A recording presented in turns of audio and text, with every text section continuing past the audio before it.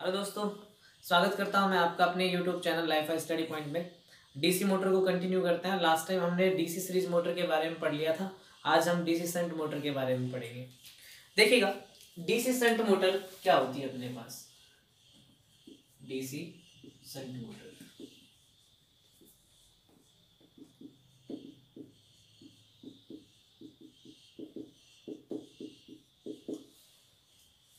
ये अपने पास क्या है, आर्मेचर।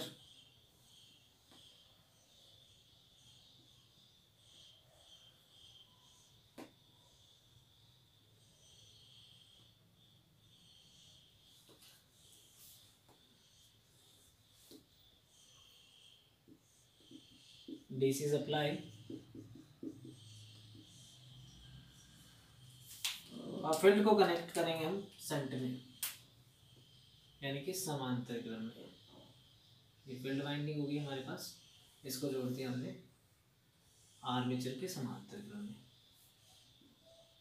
ये कार्बन प्लस बैक ईएमएफ दर्शा दिया हमने ईबी से।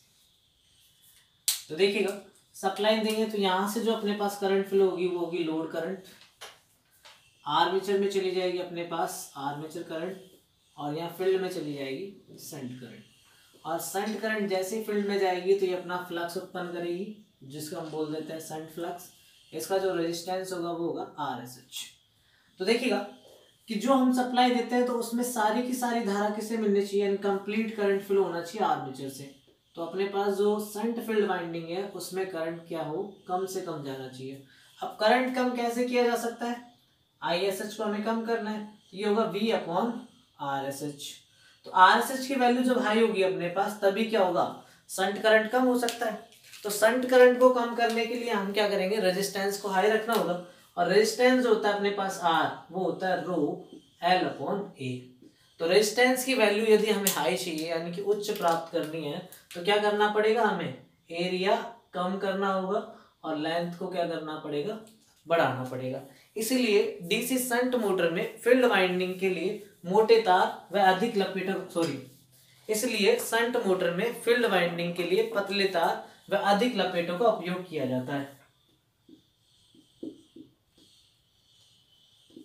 पतले तार व अधिक लपेटों का उपयोग किया जाता है।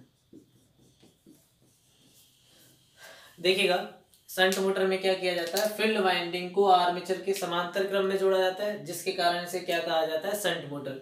फील्ड वाइंडिंग जो बनी होती है अपने पास, उसके लिए पतले तार व अधिक लपेटों का उपयोग किया जाता है। कैरेक्टरिस्टिक और आर्मेचर करंट देखते हैं किस तरीके से कैलकुलेट की जाती है।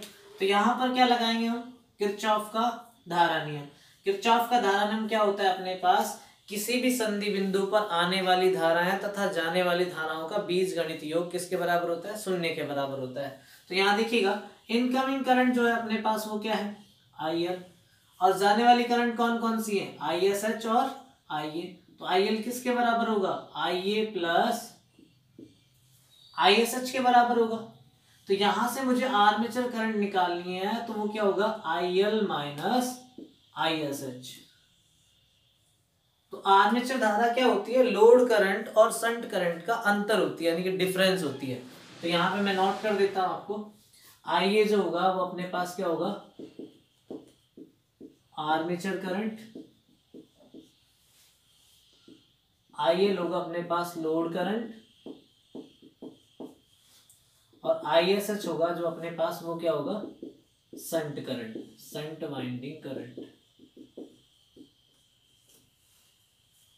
कैरेक्टरिस्टिक देखते हैं। देखिए, जिस तरीके से हमने कैरेक्टरिस्टिक पढ़ी डीसी सीरीज मोटर की, उसके अपने पास 3 कैरेक्टरिस्टिक थी।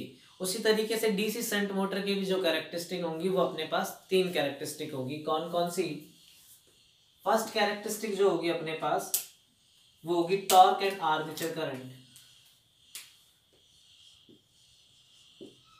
टॉर्क एंड आर्मेचर करंट, जिसे हम क्या बोलते हैं, बलाघूर्ण तथा आर्मेचर धारा।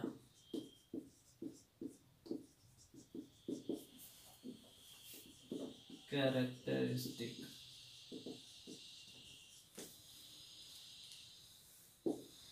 सेकंड जो कैरेक्टरिस्टिक होगी अपने पास वो होगी अपने पास speed and torque characteristic.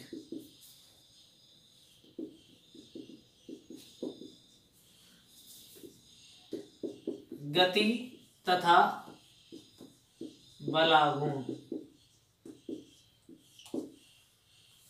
Third characteristic जो होगी अपने पास वो होगी स्पीड एंड आर्मेचर करंट।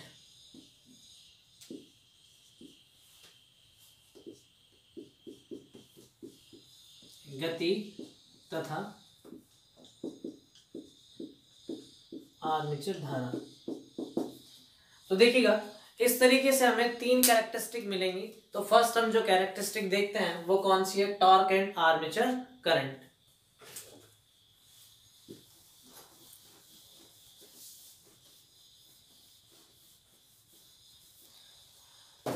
तो इसके लिए हमें क्या लेना पड़ेगा, टॉर्क और आर्मेचर करंट में कोई ना कोई रिलेशन होगा, उसके अकॉर्डिंग जो होगा अपने पास कैरेक्टरिस्टिक आ जाएंगे। तो हम जानते हैं कि डीसी मोटर में जो टॉर्क होता है वो प्रोपोर्शनल टू होता है अपने पास आर्मेचर करंट और फील्ड फ्लक्स के। तो यहां से टॉर्क लिया जाए तो ये अपने पास प्रोपोर्शनल टू आ गया किसके, आर्मेचर धारा के। तो देखिएगा जो कैरेक्टरिस्टिक होंगी डीसी शंट मोटर की, यहाँ देखिए एक लीनियर रिलेशन है अपने पास, एक रेखीय रिलेशन है। तो दोनों के बीच में जो ग्राफ बनेगा तो देखिएगा अगर आर्मेचर करंट अपने पास 0 होगा तो टॉर्क भी क्या हो जाएगा 0। यदि आर्मेचर करंट अपने पास 1 होगा तो टॉर्क भी क्या होगा 1। यदि आर्मेचर करंट 2 होगा तो यानी कि ग्राफ जो हमें मिलेगा वो कुछ इस टाइप का मिलेगा। तो यहां हमने ले लिया क्या, आर्मेचर धारा, जिसे डिनोट कर दिया हमने किससे, आईए से, और ये क्या होगा अपने पास बलागुण, जिसे डिनोट कर दिया हमने किससे, टी से। नेक्स्ट जो कैरेक्टरिस्टिक है अपने पास वो होंगी कौन सी अपने पास, स्पीड एंड टॉर्क कैरेक्टरिस्टिक, उसे भी देखते हैं। देखिएगा नेक्स्ट जो कैरेक्टरिस्टिक है अपने पास वो स्पीड एंड टॉर्क कैरेक्टरिस्टिक है, काफी इंपॉर्टेंट कैरेक्टरिस्टिक है।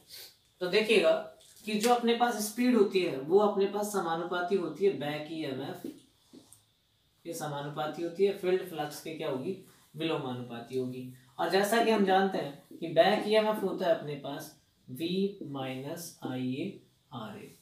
तो ये वैल्यू यहां पुट करता है N proportional to V minus IA/RA divided by πSH। अब हमें जो कैरेक्टरिस्टिक चाहिए वो चाहिए स्पीड एंड टॉर्क, लेकिन हमारे पास डायरेक्टली कोई रिलेशन नहीं है स्पीड एंड टॉर्क के बीच में, लेकिन टॉर्क का आर्मेचर करंट के साथ रिलेशन है। कि जैसा कि हम देखते हैं कि अभी पढ़ाया था आपको, टॉर्क प्रोपोर्शनल टू होता है IA/πSH। तो यहाँ से टॉर्क निकालें तो ये होगा K IA/πSH। तो यहाँ से हमें आर्मेचर करंट की वैल्यू ले लेता है, वो होगी T डिवाइडेड बाय K/πSH। तो ये आर्मेचर करंट की वैल्यू हम कहाँ पुट कर देते हैं, इस वाले फॉर्मूले में पुट कर देते हैं।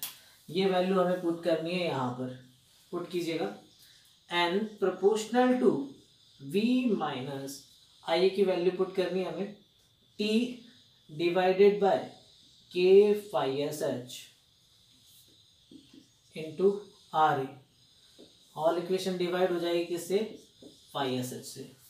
तो यहाँ से देखिएगा N जो हमारे पास निकल के आया वो आ जाएगा N proportional to V upon πSH minus T into RA divided by K/πSH का स्क्वायर। तो इस रिलेशन से हमें पता चल जाएगा कि कैरेक्टरिस्टिक यानी कि चरित्र चित्रण कैसे होंगे डीसी शंट मोटर के। तो देखिएगा नो लोड कंडीशन में आर्मेचर करंट क्या होगा, 0। आर्मेचर करंट अगर 0 होगा तो अपने पास टॉर्क भी जीरो होगा, और टॉर्क भी जीरो होगा तो ये टर्म अपने पास क्या हो जाएगी, जीरो हो जाएगी, और स्पीड क्या होगी अपने पास, अधिकतम होगी। यानी कैरेक्टरिस्टिक देखते हैं, यहां हमने ले लिया है क्या, टॉर्क यानी कि बल आघूर्ण, और इधर ले लिया हमने गति को। तो गति जो होगी अपने पास मैक्सिमम, यहां कंसिडर कर लिए ये गति अपने पास क्या होगी, मैक्सिमम एंड नॉट। अब इसके बाद देखिएगा, यदि आर्मेचर करंट को इंक्रीज किया जाए, आर्मेचर करंट को इंक्रीज किया जाए तो टॉर्क इंक्रीज होगा, और टॉर्क यदि इंक्रीज होगा तो ये डिफरेंस जो है, ये वाला प्रोडक्ट है, ये इंक्रीज होगा, और इन दोनों का डिफरेंस जो होगा वो क्या होगा, डिक्रीज, और डिक्रीज होगा तो गति क्या होगी अपने पास, डिक्रीज होगी। तो यानी कि क्या होगा अपने पास, गति जो होगी वो स्लाइटली इस तरीके से डिक्रीज होगी। इस तरह की कैरेक्टरिस्टिक हमें किसकी मिलेंगी, डीसी शंट मोटर की मिलेंगी, जो कि अपने पास क्या है, स्पीड एंड टॉर्क कैरेक्टरिस्टिक है। डीसी शंट मोटर में जो अपने पास है, गति लगभग स्थिर बनी होती है, क्योंकि देखिएगा थोड़ा सा चेंज आता है, ये आर्मेचर रिएक्शन के कारण आता है। बाकी अगर देखें तो इसकी गति स्थिर ही रहती है। तो कांस्टेंट जहां स्पीड चाहिए होती है वहां इसी मोटर को प्रीफर किया जाता है। तो जैसे आप देखिएगा मशीन टूल, लेथ मशीन इत्यादि में जिस मोटर को उपयोग में लिया जाता है वो अपने पास डीसी शंट मोटर होती है। ठीक है, थर्ड कैरेक्टरिस्टिक देखते हैं। थर्ड कैरेक्टरिस्टिक है अपने पास speed and armature current.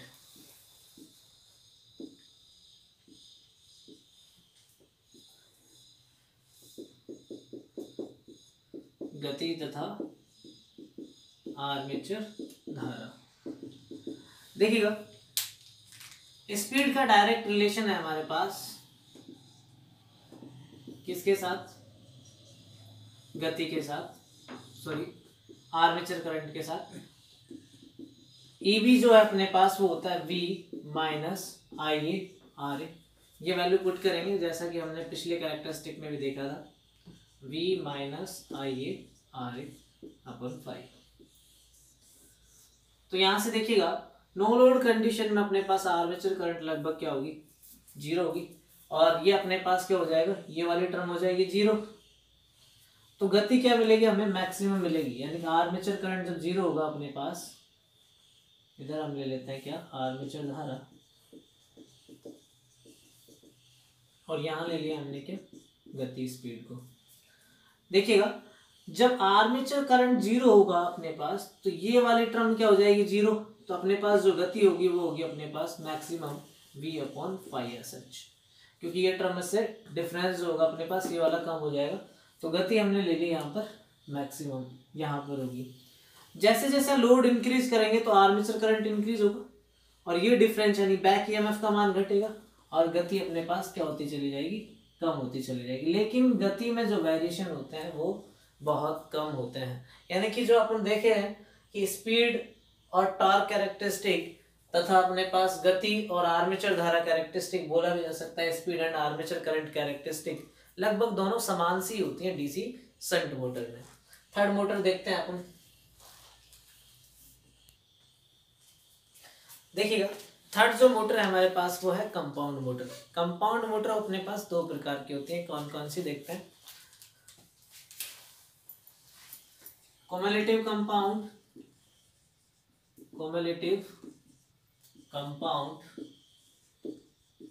Motor, जिसे हम क्या बोलते हैं, योगात्मक मिश्र मोटर भी बोलते हैं, योगात्मक मिश्र मोटर।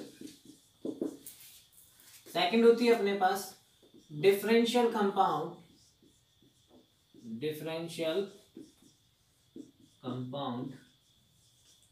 मोटर, जिसे हम क्या बोल देते हैं, विभेदक मिश्र मोटर। तो देखिएगा डिफरेंशियल कंपाउंड मोटर क्या होती है अपने पास, और क्युमुलेटिव कंपाउंड मोटर क्या होती है। तो पहले हम पढ़ते हैं कौन सा, क्युमुलेटिव कंपाउंड मोटर। तो क्युमुलेटिव कंपाउंड मोटर देखिएगा क्या होती है।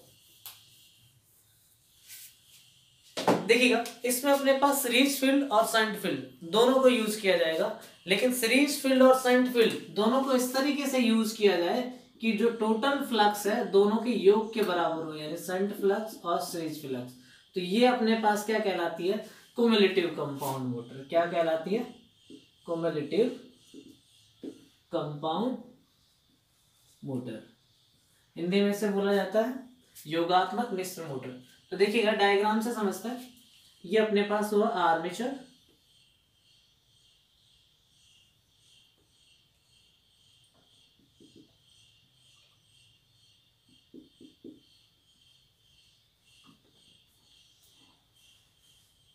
आर्मेचर, ये बैक किया, ये हमारे पास सीरीज फील्ड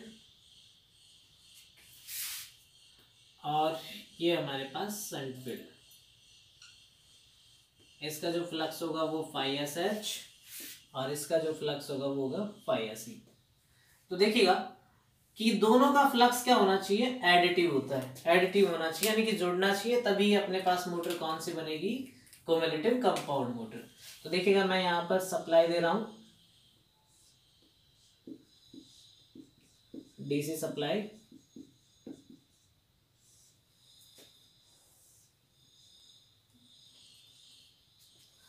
तो जैसे ही करंट इससे फ्लो होगा तो ये सीरीज फ्लक्स की जो डायरेक्शन होगी वो इधर होगी, क्योंकि करंट की जिधर डायरेक्शन होती है फ्लक्स की डायरेक्शन भी उधर ही होगी। तो ये अपने पास सीरीज फील्ड को जोड़ दिया गया है। अब अपने पास जो करंट की डायरेक्शन है वो इधर होगी, तभी ये फ्लक्स क्या हो सकता है, ऐड हो सकता है। इसलिए इस वायर को जो कनेक्ट करेंगे हम वो यहां पर कनेक्ट करेंगे और इसको यहां कनेक्ट कर देंगे। तो ये जो मोटर बनेगी हमारे पास, कौन सी मोटर बनेगी, क्युमुलेटिव कंपाउंड मोटर, क्योंकि दोनों के फ्लक्स क्या है, एडिटिव हो, यानी कि जुड़ने वाले हैं।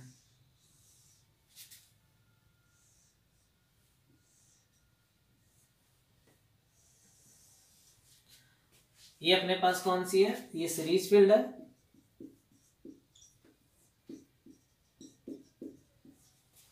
और ये हमारे पास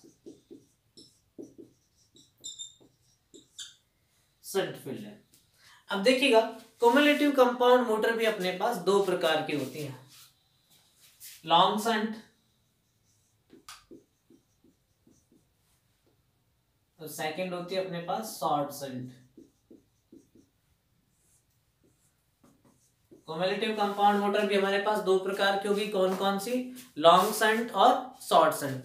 तो देखिएगा डिफरेंस, देखिएगा जो भी मैंने डायग्राम बनाया हुआ है वो अपने पास कौन सा है, शॉर्ट शंट का डायग्राम है। किसका है, शॉर्ट शंट का। अब मुझे अगर लॉन्ग शंट बनाना है, क्या बनाना है, लॉन्ग शंट, तो लॉन्ग शंट के लिए मुझे क्या करना होगा कि यहां पर देखना मैं एरो बना रहा हूं तो आसानी से समझ पाएंगे लॉन्ग शंट और शॉर्ट शंट में डिफरेंस क्या है। इस वायर को मुझे कहां जोड़ना होगा, यहां। तो देखिएगा अगर मैं इस वायर को यहां जोड़ूंगा और इसको यहां से हटा दिया जाए तो हमें शंट के लिए क्या लगाना पड़ा, लंबा वायर, ये लॉन्ग शंट है। लेकिन इसमें एक चीज होती है, लॉन्ग शंट मोटर में क्या होता है कि जो सीरीज फील्ड है वो किसके श्रेणी क्रम में आ जाती है, आर्मेचर के श्रेणी क्रम में, आर्मेचर के श्रेणी क्रम में।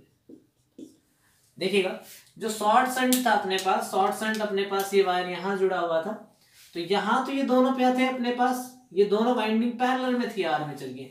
लेकिन यदि अगर शॉर्ट लॉन्ग शंट में देखें तो अपने पास ये वाइंडिंग किस में आ गई, अपने पास आर्मेचर के श्रेणी क्रम में। दोनों में डिफरेंस यही होता है अपने पास, क्युमुलेटिव कंपाउंड और क्युमुलेटिव कंपाउंड में शॉर्ट शंट में और क्युमुलेटिव कंपाउंड लॉन्ग शंट में। तो दोनों में आप डायग्राम से आसानी से समझ सकते हैं। ये अपने पास शॉर्ट शंट था और इसको यहां से हटा के यहां पर जोड़ा गया तो ये क्या हो गया, लॉन्ग शंट। अब बात करते हैं हम डिफरेंशियल कंपाउंड मोटर की।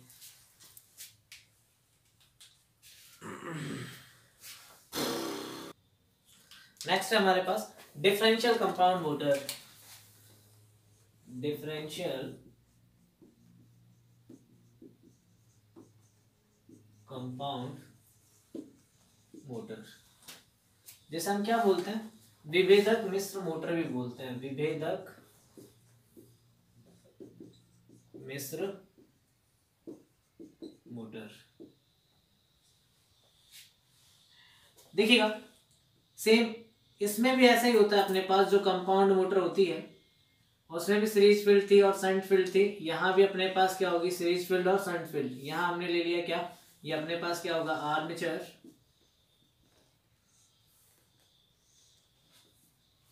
ये हमारे पास सीरीज फील्ड, ये हमारे पास शंट फील्ड। तो देखिएगा यहां सीरीज फील्ड और शंट फील्ड दोनों के कनेक्शन इस प्रकार किए जाने चाहिए कि कुल फ्लक्स दोनों के अंतर के बराबर हो, phi S H minus phi S C. तो देखिएगा ये कनेक्ट कर रहा हूं मैं, तो यहां से हम सप्लाई देंगे, ये डीसी सप्लाई,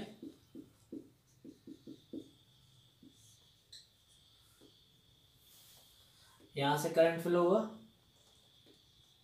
ये फाई एस सी। अब देखिएगा ये अपने पास शंट फील्ड है फाई एस एच, इसका जो फ्लक्स है वो इसके जस्ट अपोजिट होना चाहिए, तभी अपने पास क्या हो सकती है, डिफरेंशियल कंपाउंड बन सकती है मोटर। तो यानी कि इसकी जो डायरेक्शन होगी फ्लक्स की वो ये होनी चाहिए, तो करंट यहां से एंटर करना चाहिए। तो इस वायर को हम यहां जोड़ देंगे और इसको यहां जोड़ देंगे, तो ये हमारे पास क्या बनेगी, डिफरेंशियल कंपाउंड मोटर। कौन सी मोटर बनेगी, डिफरेंशियल कंपाउंड मोटर। यहाँ जो अपने पास फ्लक्स है वो टोटल फ्लक्स होगा phi equals to phi S H minus phi S E. तो देखिएगा सबसे पहले जो करंट पहुंचता है अपने पास वो किस पर पहुंचता है, सीरीज फ्लक्स पर पहुंचता है। तो इस मोटर में क्या होता है कि पहले जो डोमिनेट करता है वो सीरीज फ्लक्स डोमिनेट करता है, क्योंकि जो अपने पास शंट फ्लक्स जीरो होगा तो अपने पास नेगेटिव फ्लक्स जो होगा, टोटली फ्लक्स जो होगा वो नेगेटिव होगा। जो टॉर्क होगा, टॉर्क प्रोपोर्शनल टू होता है के आई फाई, तो यहाँ अपने पास टॉर्क होगा के आई फाई एस ई, यानी कि जो टॉर्क होगा वो नेगेटिव डायरेक्शन में होगा, यानी कि मोटर के जो रोटेशन होना चाहिए वो इधर होना चाहिए, लेकिन मोटर का जो रोटेशन होगा वो क्या होगा, अपोजिट डायरेक्शन में होगा। तो सिमिलरली हम कह सकते हैं कि डिफरेंशियल कंपाउंड एक ऐसी मोटर होती है जो प्रारंभ में विपरीत दिशा में कार्य करती है। डिफरेंशियल कंपाउंड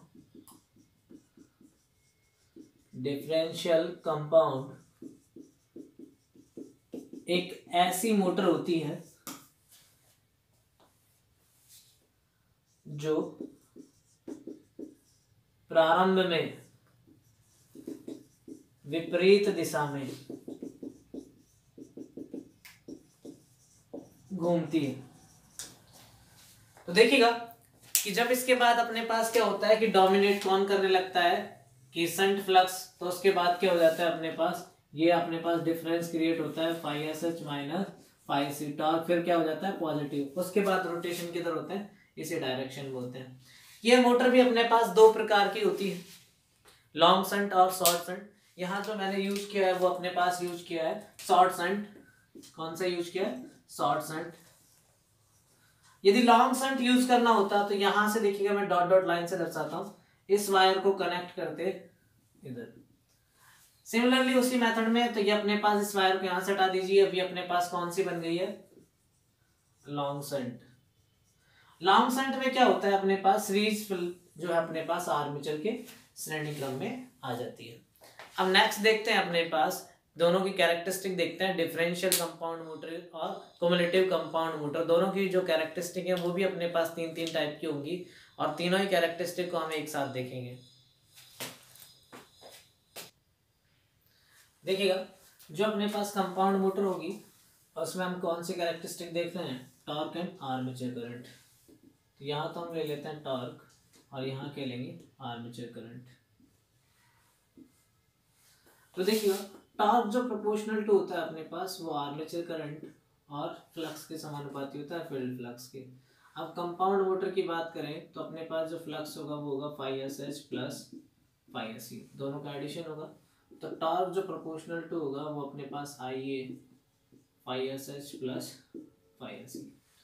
तो देखिएगा यहाँ से अगर अपने पास बात की जाए आर्मेचर करंट की, आर्मेचर करंट बढ़ाएंगे तो अपने पास टॉर्क भी इंक्रीज होगा। जब अपने पास लोड करंट जीरो होगा तो आर्मेचर करंट भी जीरो होगा, टॉर्क भी जीरो होगा।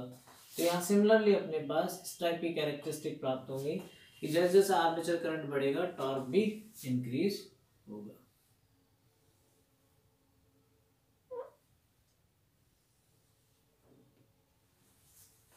नेक्स्ट कैरेक्टरिस्टिक देखते हैं। सेकंड कैरेक्टरिस्टिक देखते हैं, स्पीड एंड टॉर्क कैरेक्टरिस्टिक।